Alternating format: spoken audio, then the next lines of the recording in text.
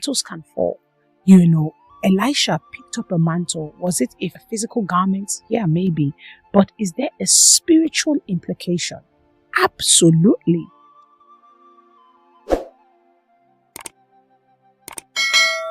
Indeed, I do believe that mantles can be lost in families and lineages. And I think just like every other blessing that God gives, it's not just about getting the blessing. It's not just about receiving the promise. It's also about stewardship. And I feel like things can be lost. It's the same way that as individuals, we can lose blessings that God gives to us. And that's the same way that generational blessings can be lost. When you think about it, Esau had a blessing, that was his. And it had to be transferred from Esau to Jacob. So Esau lost the blessing. It wasn't something that, happened randomly. There was a transfer that occurred in the spirit realm. And so imagine if it wasn't Jacob taking it, it could have been somebody else. And these things happen in lineages. These things happen in generations. So every family, I actually believe, has got mantles. Some are carried, some are dropped, and some are stolen. And the question you want to ask yourself is, am I operating in something that is less than what I should actually have?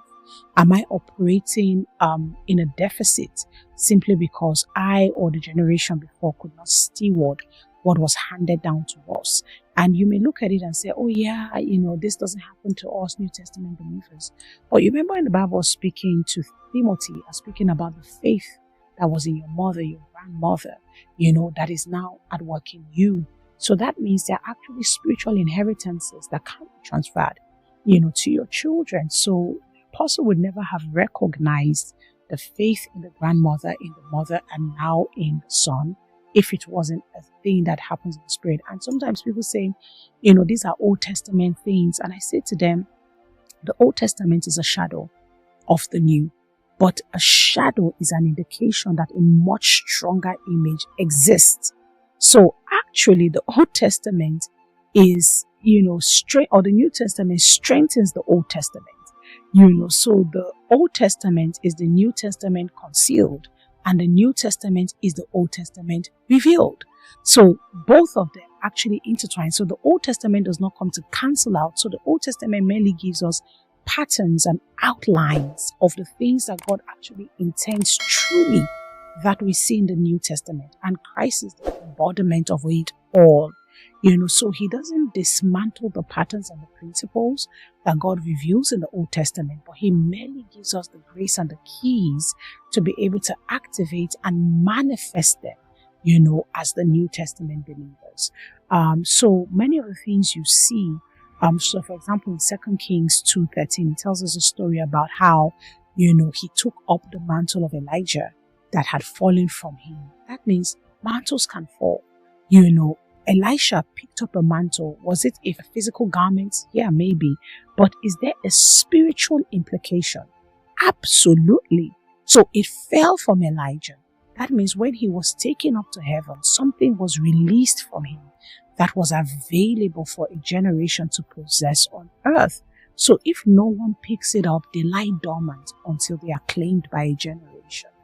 And this happens also, for us as believers. There are many things that God allocates in time for certain generations, for certain lineages, for certain people, even like spiritual houses.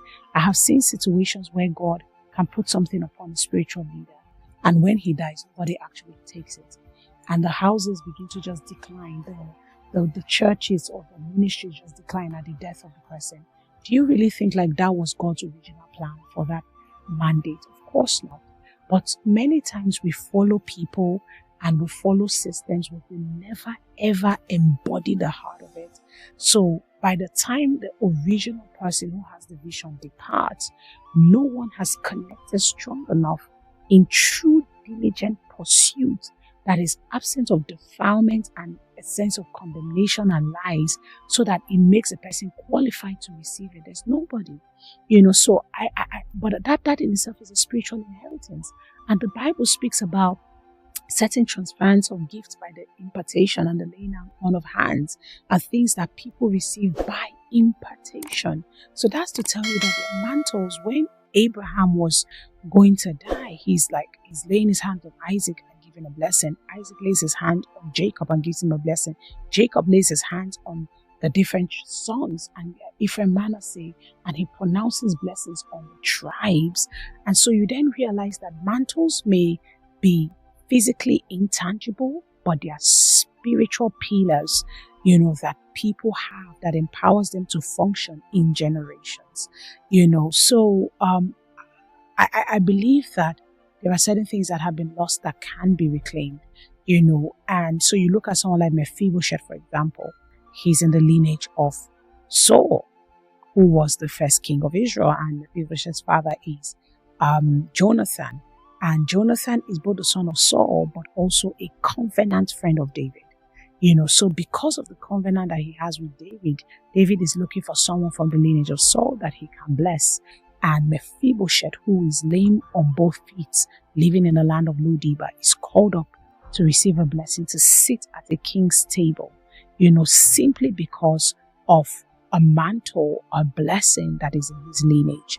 I feel like in the teaching of the School of Bloodlines, part of the things is to teach you how to respond in a season that a dormant blessing is being reactivated, and God is then calling you to the table to reclaim it, to reclaim, to repossess, and to enforce through the blood of Christ. But one of the things that I want to say to you is that you cannot reclaim a bloodline mantle without faith. You need faith to be able to get something that was given as a promise. Do you understand? So what fell in your bloodline does not have to stay buried. Christ can restore mantles. And I believe that Christ is doing exactly that in this season and in this generation.